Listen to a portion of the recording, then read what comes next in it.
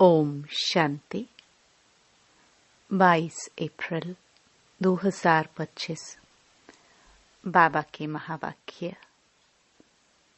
मीठे बच्चे, तुम्हारा यह मोस्ट वैल्यूएबल समय है। इसमें तुम बाप के पूरे पूरे मददगार बनो। मददगार बच्चे ही ऊंच पद पाते हैं। प्रश्न: सर्विसेबल बच्चे कौन सी बहानेबाजी नहीं कर सकते हैं? उत्तर: सर्विसेबल बच्चे यह बहाना नहीं करेंगे कि बाबा यहाँ गर्मी है, यहाँ ठंडी है, इसलिए हम सर्विस नहीं कर सकते हैं। थोड़ी गर्मी हुई या ठंडी पड़ी तो नाजुक नहीं बनना है। ऐसे नहीं, हम तो सहन ही नहीं कर सकते हैं। इस दुखदाम में दुख सुख, गर्मी सर्दी, निंदा स्तुति सब सहन करना है। बहानेबाजी नहीं करनी है। गीत। धीरज धर मनुआ। ओम शांति।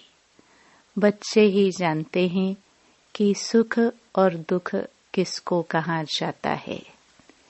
इस जीवन में सुख कब मिलता है और दुख कब मिलता है, सो सिर्फ तुम ब्राह्मण ही नंबरवार पुरुषार्थ अनुसार जानते हो। यह है ही दुख की दुनिया। इनमें थोड़े टाइम के लिए दुख सुख स्तुति निंदा सब कुछ सहन करना पड़ता है।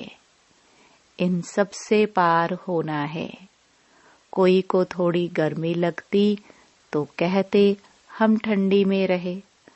अब बच्चों को तो गर्मी में अथवा ठंडी में सर्विस करनी है ना। इस समय यह थोड़ा बहुत दुख भी हो तो नई बात नहीं। यह है ही दुखदाम।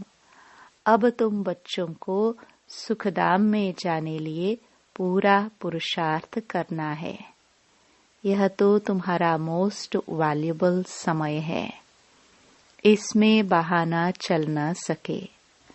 बाबा सर्विसेबल बच्चों के लिए कहते हैं, जो सर्विस जानते ही नहीं वह तो कोई काम के नहीं। यहाँ बाप आए हैं भारत को तो क्या, विश्व को सुखधाम बनाने। तो ब्राह्मण बच्चों को ही बाप का मददगार बनना है। बाप आया हुआ है तो उनकी मत पर चलना चाहिए। भारत जो स्वर्ग था सो अब नरक है, उनको फिर स्वर्ग बनाना है। यह भी अब मालूम पड़ा है। सतयुग में इन पवित्र राजाओं का राज्य था, बहुत सुखी थे। फिर अपवित्र राजाए भी बनते हैं। ईश्वर अर्थ दान पुण्य करने से तो उनको भी ताकत मिलती है। अभी तो है ही प्रजा का राज्य, लेकिन यह कोई भारत की सेवा नहीं कर सकते। भारत की अथवा दुनिया की सेवा तो एक बेहद का बाप ही करते हैं। अब बाप बच्चों को कहते हैं, मीठे बच्चे अब हमारे साथ मददगार बनो। कितना प्यार से समझाते हैं। देही अभिमानी बच्चे समझते हैं। देह अभिमानी क्या मदद कर सकेंगे, क्योंकि माया की जंजीरों में फंसे हुए हैं। अब बाप ने डायरेक्शन दिया है कि सबको माया की जंजीरों से, गुरुओं की जंजीरों से छुड़ाओ। तुम्हारा धंधा ही यह है। बाप कहते हैं, मेरे जो अच्छे मददगार बनेंगे पद भी वह पाएंगे। बाप खुद सम्मुख कहते हैं, मैं जो हूँ जैसा हूँ, साधारण होने के कारण मुझे पूरा नहीं जानते हैं। बाप हमको विश्व का मालिक बनाते हैं। यह नहीं जानते। यह लक्ष्मी नारायण विश्व के मालिक थे, यह भी किसको पता नहीं है। अभी तुम समझते हो कि कैसे इन्होंने राज्य पाया, फिर कैसे गवाया। मनुष्यों की तो बिल्कुल ही तुच्छ बुद्धि है। अब बाप आए हैं सबकी बुद्धि का ताला खोलने, पत्थर बुद्धि से पारस बुद्धि बनाने। बाबा कहते हैं अब मददगार बनो। लोग खुदाई खिदमतगार कहते हैं, परंतु मददगार तो बनते ही नहीं। खुदा आकर जिनको पावन बनाते हैं उनको ही कहते कि अब औरों को आप समान बनाओ, श्रीमत पर चलो। बाप आए ही हैं पावन स्वर्गवासी बनाने। तुम ब्राह्मण बच्चे जानते हो यह है मृत्यु लोक। बैठे बैठे अचानक मृत्यु होती रहती है, तो क्यों न हम पहले से ही मेहनत कर बाप से पूरा वर्षा ले, अपना भविष्य जीवन बना लेवे। मनुष्यों की जब वानप्रस्थ अवस्था है तो समझते हैं अब भक्ति में लग जाए। जब तक वानप्रस्थ अवस्था नहीं है तब तक खूब धन आदि कमाते हैं। अभी तुम सबकी तो है ही वानप्रस्थ अवस्था, तो क्यों न बाप का मददगार बन जाना चाहिए। दिल से पूछना चाहिए, हम बाप के मददगार बनते हैं। सर्विसेबल बच्चे तो नामी ग्रामी हैं, अच्छी मेहनत करते हैं। योग में रहने से सर्विस कर सकेंगे। याद की ताकत से ही सारी दुनिया को पवित्र बनाना है। सारे विश्व को तुम पावन बनाने के निमित्त बने हुए हो। तुम्हारे लिए फिर पवित्र दुनिया भी जरूर चाहिए। इसलिए पतित दुनिया का विनाश होना है। अभी सबको यही बताते रहो कि देह अभिमान छोड़ो, एक बाप को ही याद करो, वही पतित पावन है। सभी याद भी उनको करते हैं। साधु संत आदि सब अंगुली से ऐसे इशारा करते हैं कि परमात्मा एक है, वही सबको सुख देने वाला है। ईश्वर अथवा परमात्मा कह देते हैं, परंतु उनको जानते कोई भी नहीं। कोई गणेश को, कोई हनुमान को, कोई अपने गुरु को याद करते रहते हैं। अब तुम जानते हो वह सब है भक्ति मार्ग के। भक्ति मार्ग भी आधा कल्प चलना है। बड़े बड़े ऋषि मुनि सब नेति नेति करते आए हैं। रचता और रचना को हम नहीं जानते। बाप कहते हैं वह त्रिकालदर्शी तो है नहीं। बीज रूप ज्ञान का सागर तो एक ही है। वह आते भी है भारत में। शिव जयंती भी मनाते हैं और गीता जयंती भी मनाते हैं, तो कृष्ण को याद करते हैं। शिव को तो जानते नहीं। शिव बाबा कहते हैं पतित पावन ज्ञान का सागर तो मैं हूँ। कृष्ण के लिए तो कह न सके। गीता का भगवान कौन? यह बहुत अच्छा चित्र है। बाप यह चित्र आदि सब बनवाते हैं बच्चों के ही कल्याण लिए। शिव बाबा की महिमा तो कंप्लीट लिखनी है। सारा मदार इन पर है। ऊपर से जो भी आते हैं वह पवित्र ही हैं।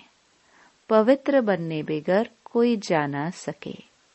मुख्य बात है पवित्र बनने की। वह है ही पवित्र धाम, जहाँ सभी आत्माएं रहती हैं। यहाँ तुम पाठ बजाते बजाते पतित बने हो। जो सबसे जास्ती पावन वही फिर पतित बने हैं। देवी देवता धर्म का नाम निशान ही गुम हो गया है। देवता धर्म बदल हिंदू धर्म नाम रख दिया है। तुम ही स्वर्ग का राज्य लेते हो और फिर गवाते हो। हार और जीत का खेल है। माया ते हारे हार है, माया ते जीते जीत है। मनुष्य तो रावण का इतना बड़ा चित्र कितना खर्चा कर बनाते हैं, फिर एक ही दिन में खलास कर देते हैं। दुश्मन है ना, लेकिन यह तो गुड़ियों का खेल हो गया। शिव बाबा का चित्र बनाए, पूजा कर फिर तोड़ डालते हैं। देवियों के चित्र भी ऐसे बनाए फिर जाकर डुबोते हैं। कुछ भी समझते नहीं। अब तुम बच्चे बेहद की हिस्ट्री ज्योग्राफी को जानते हो कि यह दुनिया का चक्र कैसे फिरता है। सतयुग त्रेता का किसको भी पता नहीं। देवताओं के चित्र भी ग्लानि के बना दिए हैं। बाप समझाते हैं, मीठे बच्चे, विश्व का मालिक बनने के लिए बाप ने तुम्हें जो परहेज बताई है वह परहेज करो। याद में रहकर भोजन बनाओ, योग में रहकर खाओ। बाप खुद कहते हैं, मुझे याद करो तो तुम विश्व के मालिक फिर से बन जाएंगे। बाप भी फिर से आया हुआ है। अब विश्व का मालिक पूरा बनना है। Follow father mother. सिर्फ फादर तो हो नहीं सकता। सन्यासी लोग कहते हैं, हम सब फादर हैं। आत्मा सो परमात्मा है। वह तो रॉन्ग हो जाता है। यहाँ मदर फादर दोनों पुरुषार्थ करते हैं। फॉलो मदर फादर, यह अक्षर भी यहाँ के हैं। अभी तुम जानते हो, जो विश्व के मालिक थे, पवित्र थे, अब वह अपवित्र हैं, फिर से पवित्र बन रहे हैं। हम भी उनकी श्रीमत पर चल यह पद प्राप्त करते हैं। वह इन द्वारा डायरेक्शन देते हैं, उस पर चलना है। फॉलो नहीं करते तो सिर्फ बाबा बाबा कह मुख मीठा करते हैं। फॉलो करने वाले को ही सपूत बच्चे कहेंगे ना। जानते हो, मम्मा बाबा को फॉलो करने से हम राजाई में जाएंगे। यह समझ की बात है। बाप सिर्फ कहते हैं, मुझे याद करो तो विक्रम विनाश हो। बस, और कोई को भी यह समझाओ, तुम कैसे 84 जन्म लेते लेते अपवित्र बने हो। अब फिर पवित्र बनना है। जितना याद करेंगे तो पवित्र होते जाएंगे। बहुत याद करने वाले ही नई दुनिया में पहले पहले आएंगे। फिर औरों को भी आप समान बनाना है। प्रदर्शनी में बाबा मम्मा समझाने लिए जा नहीं सकते। बाहर से कोई बड़ा आदमी आता है तो कितने ढेर मनुष्य जाते हैं उनको देखने के लिए कि यह कौन आया है। यह तो कितना गुप्त है। बाप कहते हैं, मैं इस ब्रह्मा तन से बोलता हूँ। मैं ही इस बच्चे का रिस्पॉन्सिबल हूँ। तुम हमेशा समझो, शिव बाबा बोलते हैं, वह पढ़ाते हैं। तुमको शिव बाबा को ही देखना है, इनको नहीं देखना है। अपने को आत्मा समझो और परमात्मा बाप को याद करो। हम आत्मा है। आत्मा में सारा पाठ भरा हुआ है। यह नॉलेज बुद्धि में चक्कर लगानी चाहिए। सिर्फ दुनियावी बातें ही बुद्धि में होंगी तो गोया कुछ नहीं जानते। बिल्कुल ही बदतर हैं, परंतु ऐसे ऐसे का भी कल्याण तो करना ही है। स्वर्ग में तो जाएंगे, परंतु ऊंच पद नहीं, सजाए खाकर जाएंगे। ऊंच पद कैसे पाएंगे, वह तो बाप ने समझाया है। एक तो स्वदर्शन चक्रधारी बनो और बनाओ, योगी भी पक्के बनो और बनाओ। बाप कहते हैं मुझे याद करो, तुम फिर कहते बाबा हम भूल जाते हैं, लज्जा नहीं आती? बहुत हैं जो सच बताते नहीं हैं, भूलते बहुत हैं।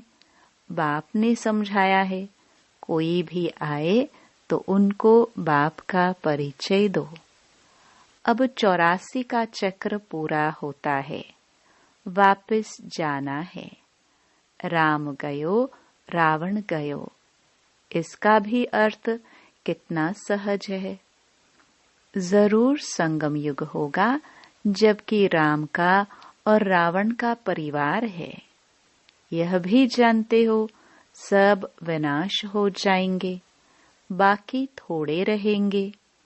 कैसे तुमको राज्य मिलता है, वह भी थोड़ा आगे चल सब मालूम पड़ जाएगा। पहले से ही तो सब नहीं बताएंगे ना, फिर वह तो खेल हो न सके। तुमको साक्षी हो देखना है, साक्षात्कार होते जाएंगे। इस 84 के चक्र को दुनिया में कोई नहीं जानते।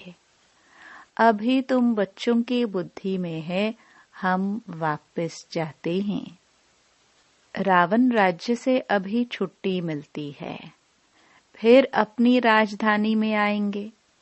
बाकी थोड़े रोज हैं, यह चक्र फिरता रहता है ना।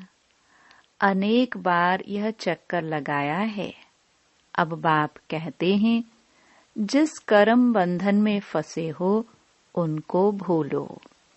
गृहस्थ व्यवहार में रहते हुए भूलते जाओ।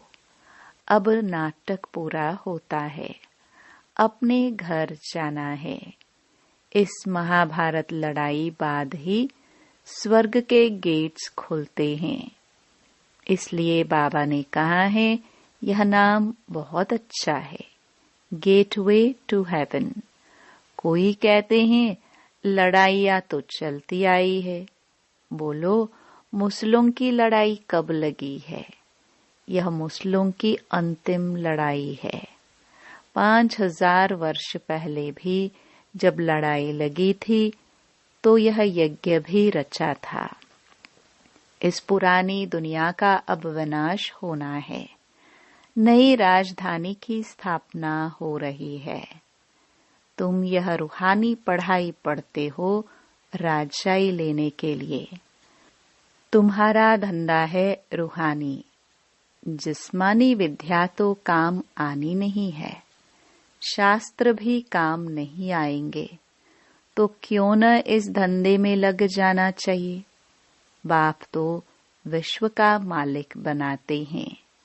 विचार करना चाहिए कौन सी पढ़ाई में लगे। वह तो थोड़े डिग्रियों के लिए पढ़ते हैं, तुम तो पढ़ते हो राजशाही के लिए।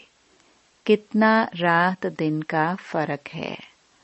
वह पढ़ाई पढ़ने से भुगरे चने भी मिलेंगे या नहीं पता थोड़ी है।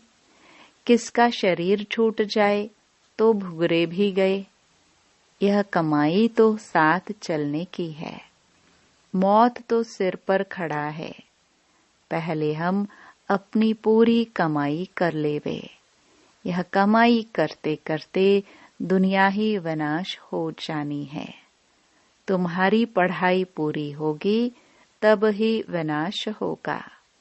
तुम जानते हो जो भी मनुष्य मात्र हैं उनकी मुट्ठी में है भुगरे, उसको ही बंदर मिसल पकड़ बैठे हैं। अब तुम रत्न ले रहे हो। इन भुगरों चनों से ममत्व छोड़ो। जब अच्छी रीति समझते हैं तब भुगरों की मुट्ठी को छोड़ते हैं। यह तो सब खाक हो जाना है। अच्छा, मीठे मीठे सिखिलदे बच्चों प्रति माता पिता बाप दादा का याद प्यार और गुड मॉर्निंग। रूहानी बाप की रूहानी बच्चों को नमस्ते। धारणा के लिए मुख्य सार। पहला, रूहानी पढ़ाई पढ़नी और पढ़ानी है। अविनाशी ज्ञान रत्नों से अपनी मुट्ठी भरनी है। चनों के पीछे समय नहीं गवाना है। दूसरा, अब नाटक पूरा होता है, इसलिए स्वयं को कर्म बंधनों से मुक्त करना है। स्वदर्शन चक्रधारी बनना और बनाना है। मदर फादर को फॉलो कर राजाई पद का अधिकारी बनना है। वरदान। संकल्प को भी चेक कर व्यर्थ के खाते को समाप्त करने वाले श्रेष्ठ सेवाधारी भव।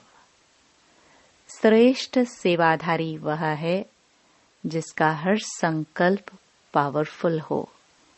एक भी संकल्प कहाँ भी व्यर्थ न जाए, क्योंकि सेवाधारी अर्थात विश्व की स्टेज पर एक्ट करने वाले।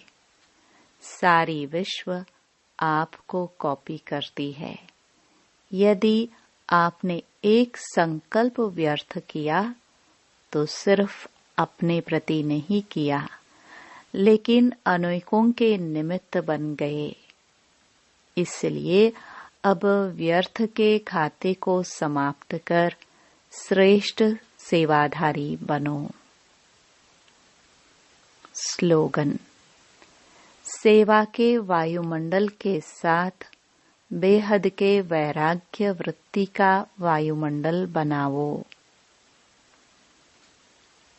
अव्यक्त इशारे। कंबाइंड रूप की स्मृति से सदा विजयी बनो। संगम युग है ही कंबाइंड रहने का युग।